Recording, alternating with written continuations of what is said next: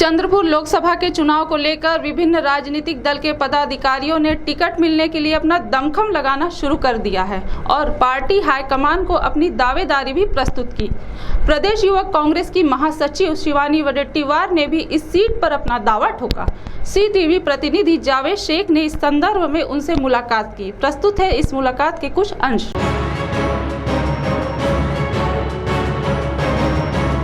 चंद्रपुर लोकसभा के लिए विभिन्न राजनीतिक दलों के इच्छुक नेताओं ने अपने उम्मीदवारी का दावा पार्टी हाईकमान से किया है।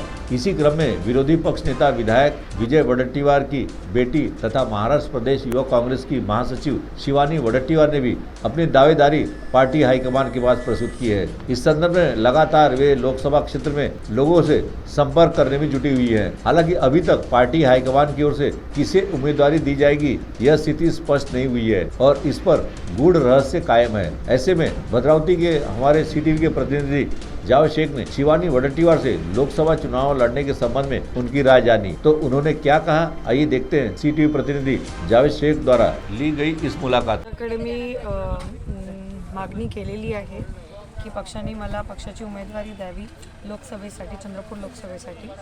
आणि अनेक मागच्या 7-8 वर्षापासून मी काम करून राहिलेली आहे पक्षासाठी। युथ काँग्रेसच्या माध्यमातून असेल, विजय क्रांती कामगार संघटनेच्या माध्यमातून असेल, अनेक माध्यमातून मी काम करत राहिलेली आहे आणि करत राहील। शेवटी निर्णय पक्षाचा, जो पक्ष ठरवेल ते आम्हाला मान्य आहे। आपण मॅडम पूर्ण लोकसभा क्षेत्र पिकनिक काढले का मॅडम? आपण बऱ्यापैकी आर्णी विधानसभा, वणी विधानसभामध्ये माझे कमी विजिट झाले, पण विजिट झालेले आहेत।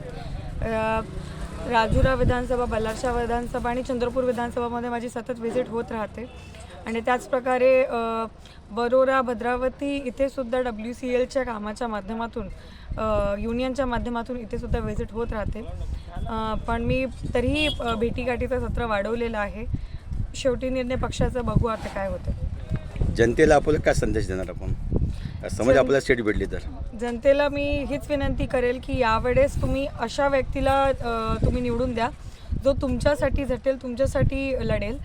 अशा व्यक्तीला जो इकडचे स्थानिकचे प्रश्न आहेत तो खंबीरपणे, ताकदीने लोकसभेमध्ये, पार्लमेंटमध्ये मांडू शकेल।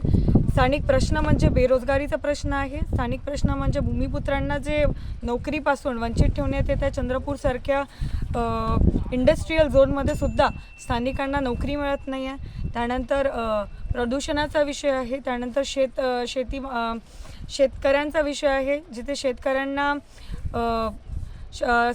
जे MSP म्हणतो आपण ते मिळत नाही आहे। मिनिमम जे मिळायला पाहिजे ते मिळून नाही राहिलेलं आहे। त्यानंतर महत्त्वाचा विषय म्हणजे लोकशाही संपून राहिलेली आहे। लोकशाही पूर्ण प्रकारे संपवण्याचा प्रयत्न चालू आहे।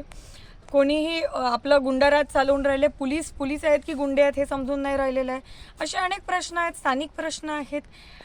या सगळ्या प्रश्नांना घेऊन ताडोबासारखा प्रकल्प असूनही त्याला जागतिक स्तरावर जी ओळख मिळायला पाहिजे त्यासाठी कोणी काम करून राहिलेलं नाही। या सगळ्या कामांना, जो या सगळ्या गोष्टींसाठी काम करेल आणि तुमच्यासाठी सदैव उपस्थित राहील अशा व्यक्तीला तुम्ही निवडून द्या।